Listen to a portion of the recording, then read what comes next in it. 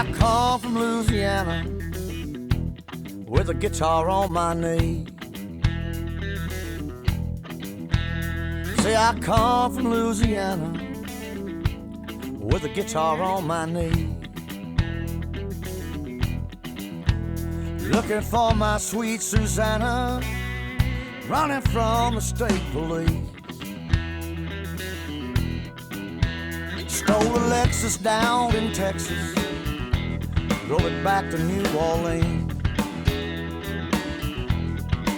I stole a Lexus down in Texas, drove it back to New Orleans.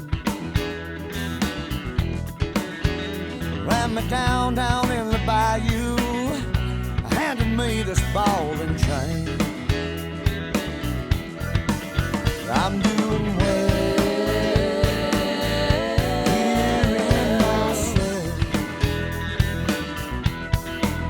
I'm doing well here in myself. Bayou County Jail. Hi, I'm Deef. Welcome to the Bayou Degradable Show. We're doing another great Cajun dish today. We're starting off with a crawfish etouffee. It's one of my favorites, and you're going to learn how to make a roux. It's not the complicated gumbo roux where you got to take it to chocolate brown. We're just going to do a regular old caramel roux that happens really fast, and we're going to start the show off with that. Glad you're here. Welcome to the Bayou Degradable Show. If you don't have this tool in your arsenal, you're going to need it to make a roux. You have to have a whisk. So what you want to do, and look, this oil will literally burn you to the bone. So please be careful when you're adding the flour, not to splatter the oil.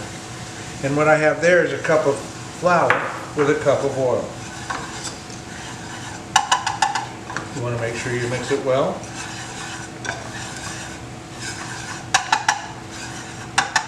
You got to constantly stir it. I've got this on a high heat, and I'm going to teach you kind of a pro method to making this roux. A lot of people will put it on a low heat and sit here and stir it for 30-40 minutes. We've got ours on a high heat, and you can see it's no longer white flour. I like to take 3 different roux. This one I would take off the heat right now, and I'd use this roux for my shrimp creole. The roux that I'm looking for is more of a caramel color, a toasty bread color, and that roux is going to be for my crawfish etouffee. We're just a few minutes away from the right color. So just continue stirring. Start this one off by spraying the pan with a little olive oil. Okay, so I'm going to fire this up. A little fire going there. And my next ingredient is going to be a little butter. I'm going to use a couple pads of butter, maybe a tablespoon. We're going to melt down the butter, and then we're going to add the vegetables. After we get the vegetables going, we're just going to steam them a little bit. When the onions turn clear, I'm going to throw in the etouffee. So we're going to cook our vegetables down. Now I've got onion, celery, and bell pepper with a little bit of parsley. And then after you get the vegetables just right, they're steamed down. I got some butter in there. You can smell those Creole and Cajun spices in there. You go ahead and add the crawfish. That's 1 pound of crawfish. And you want to make sure you're getting Louisiana crawfish, because a lot of your stores are getting your crawfish from China. And if you look in there, you see all those big Louisiana crawfish tails. And what we're going to do, we're going to mix them around in that butter and all those seasonings and get them warm. Oh, you can smell those crawfish, can't you? Man, they smell good, mon cher. Ils sont partis, lâche pas de la patate, pas rien. If you're a real fancy chef, you might have made a fish stock, taken some shrimp shells, taken the crawfish shells with some celery and some onions to make a stock. We're just going to use a box of vegetable stock in here. I didn't want to use a chicken stock. I wanted to use a vegetable stock because I want to keep the integrity of the fish taste with the dish. And we're going to use 4 cups of vegetable stock. All this on top right here are the acids that have come off the fish, that have come off the vegetables, and that have come off the broth. This is what gives you heartburn. So what we do right before we add the roux, we skim the top of all the oils and of all the acids from the vegetables. And when you're all clear, you're ready to go for your roux.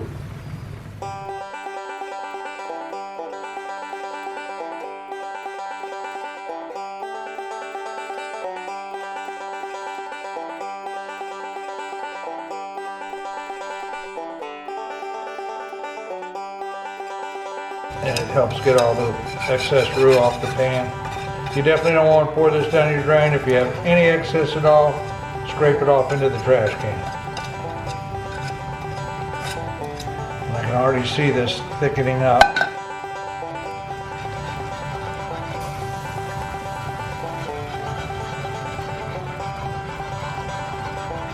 We're going to turn this down to a simmer and let it simmer for about 10 minutes.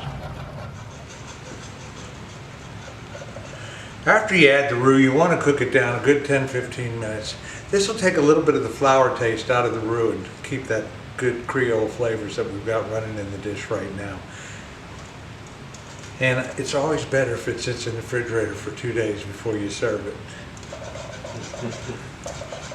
Mine never lasts 2 days. No New Orleans dish is right without a little French bread.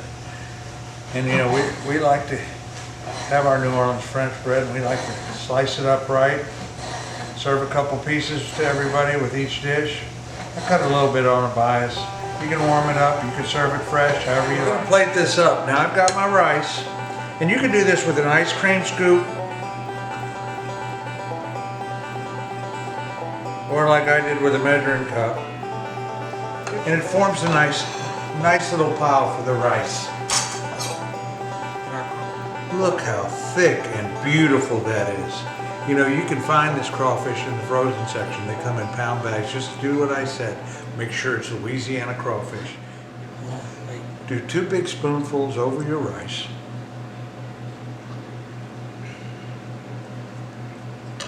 And I like to garnish it with just a little green onion. And there you have it. Crawfish Ettouffee, Cajun style.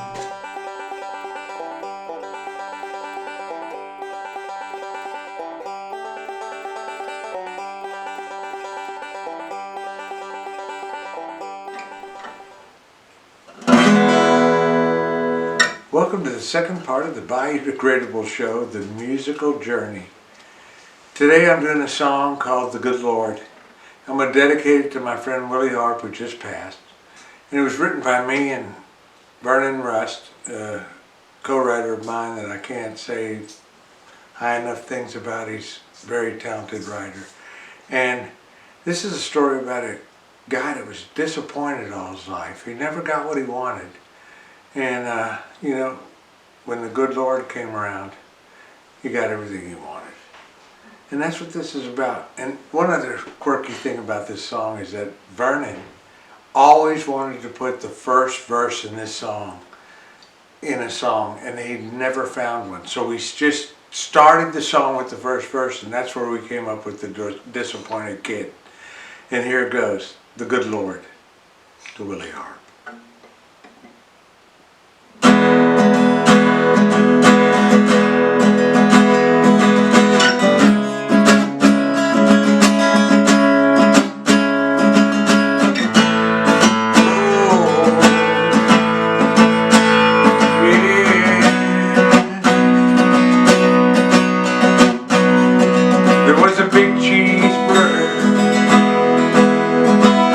Up above where the big boy stood,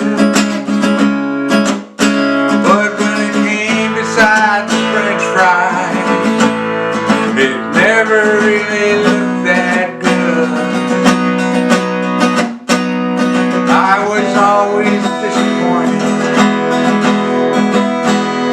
with my childhood and my life, watercolors in a downpour.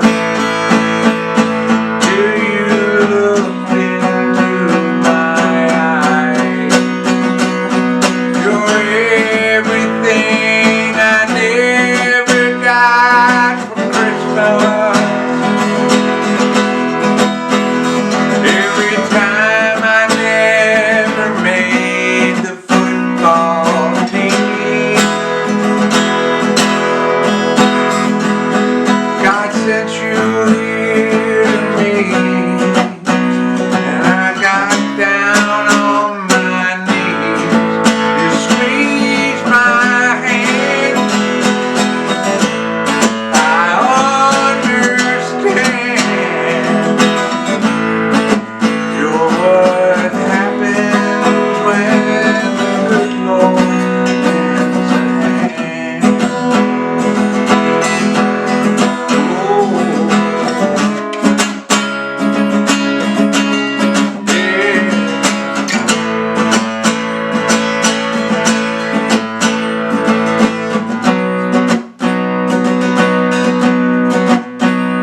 Well, the pawn shop sign said friendly.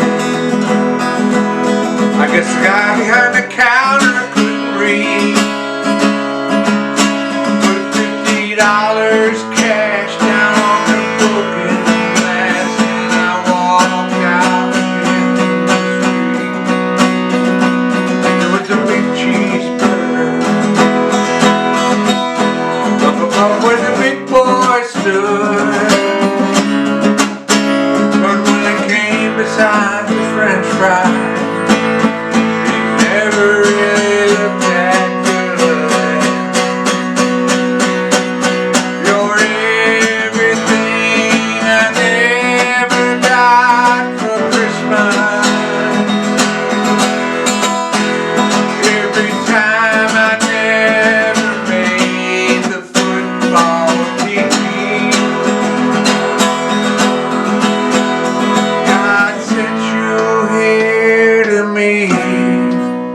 And I got down on my knees to squeeze my hand.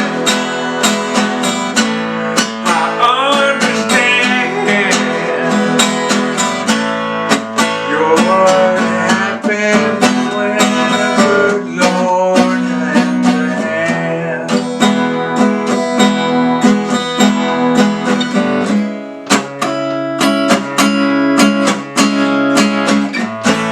Thank God for the angel reaching out to lend a helping hand. The good Lord. See you next time. That was awesome, dude.